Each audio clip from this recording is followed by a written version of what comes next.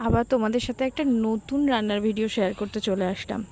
আমার এই চ্যানেলে বেশিরভাগটাই রান্নার ভিডিও। আমি রান্না করতে আগে না বিশেষ ভালোবাসতাম না, কিন্তু এখন খুব ভালো লাগে। আমি যখন ক্লাস 12-এ পড়ি তখন আমার মায়ের একটা অপারেশন হয়েছিল। তারপরের থেকেই আমার রান্নার ওপরে নেশা। তার আগে পর্যন্ত আমি কোনো দিন রান্না করতাম না। মা যেহেতু শরীর খারাপ, ওই জন্য রান্নাটা আমাকেই করতে হতো। তা ফার্স্ট যেদিন আমি রান্না করেছিলাম, মাংস রান্না করেছিলাম, আমার এখনও মনে আছে। সর্ষে পাতা দিয়ে মাংস খেয়েছো তোমরা কোনো দিন? সেই দিন মাংস রান্না খেয়ে আমার ভাই একবার আমার বাবার মুখের দিকে তাকাচ্ছে, আর আমার বাবা একবার ভাইয়ের মুখের দিকে তাকাচ্ছে। আর এখন সেই বাবা আর ভাই মাকে গিয়ে বলে যে তোমরা মেয়ের মতো রান্না করতে পারো না। সেই ভাইও বলে যে দিদির মতো রান্না তোমার হয় না। সে যাই হোক, আজকে আমার বাবা মা আসবে বলে হাজব্যান্ডকে বলেছিলাম বাজার করতে, তাই এনেছে দেখো বাটা মাছ আর ইলিশ মাছ। চলো আজকে ইলিশ মাছ করব গাঠি কচু দিয়ে, আর বাটা মাছটা করব কাঁচকলা দিয়ে।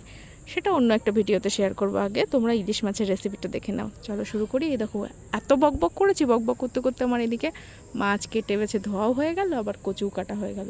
চলো দেখতে থাকো।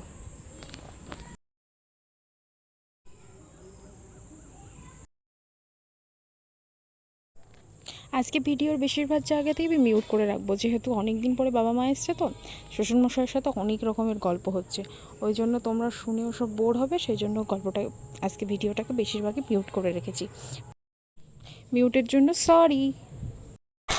মাছগুলোকে আবার ভালো করে নুন হলুদ মাখিয়ে নিয়ে হালকা করে ভেজে নেব। দুটো মাছ না ভালো ছিল, একটা মাছ একটু নরম ছিল। সে যাই হোক, ইলিশ মাছ নরম হলেও কোনো ব্যাপার না, ও তো আর পচে যায় না, সবই খাওয়া যায়, যেহেতু দামি মাছ বলে কথা। যাই হোক, এই দেখো লবণ হলুদ মাখানো হয়ে গেছে, এবার ভেজে নেব।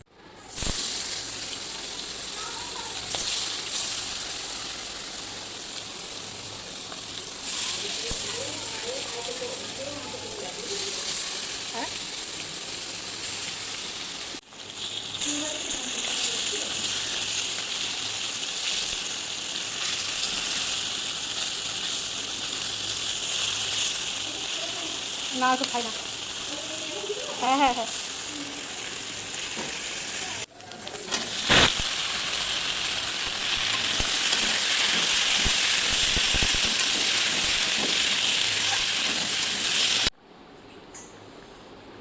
অনেকেই দেখি কচু মুখে লাগার ভয়তে একটু ভাপ দিয়ে নেয়, আমি আবার সেটা করি না। আমার জন্য মনে হয় ভাপটা দিয়ে নিলে কচুর রিয়েল টেস্টটাই নষ্ট হয়ে যায়। সে যাই হোক, এই দেখো রান্না প্রায় শেষের পথে, মাছটাও দিয়ে দিয়েছি, এবার জাস্ট ফুটিয়ে নামিয়ে নেবো। আর বিকালের আকাশটা জাস্ট তোমরা অনুভব করো। আমি যখন বসে বসে এডিট করছি, এত সুন্দর আকাশ দেখে তোমাদের সাথে শেয়ার না করে পারলাম না। তো লাইক, সাবস্ক্রাইব এবং কমেন্ট করে দিও, আর ভালো লাগলে পাশে থাকো।